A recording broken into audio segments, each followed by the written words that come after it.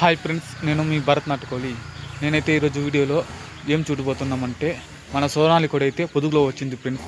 ఈ సోనాలి కోడి అనేది యాక్చువల్గా పొదుగు అయితే రాదు, మన దగ్గర అయితే పొదుగు వచ్చింది.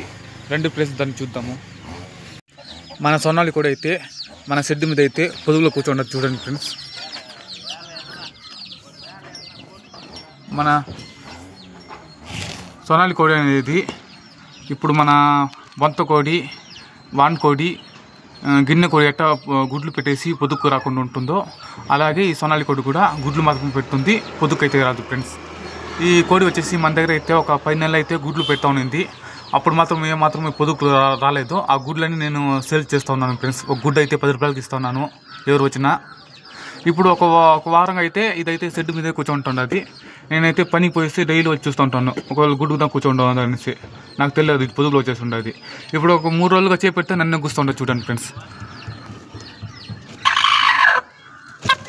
చూడండి ఫ్రెండ్స్, నన్ను గుస్తూ ఉండదు. ఒకవేళ ఈ కోడికి నేను పొదుగులో పెట్టాలంటే నా గుడ్లు అయితే లేదు, ఒక 4 గుడ్లు మాత్రం ఉండదు. మా అమ్మ అయితే పొదుగులో పెట్టా ఉంటున్నది. నేనైతే వద్దు ప్రస్తుతారి. నాకేమో డౌట్గా ఉంటుంది, ఒకవేళ పిల్లలు చేస్తాడో ఇది కాపాడదు, మన నాటుకోడిలాగా కాపాడదు ఈ సోనాలి కోడిలో అయితే. ఇదైతే వట్టి గుడ్లు పెట్టేదానికి మాత్రమే మనం యూజ్ చేయాలి ఫ్రెండ్స్.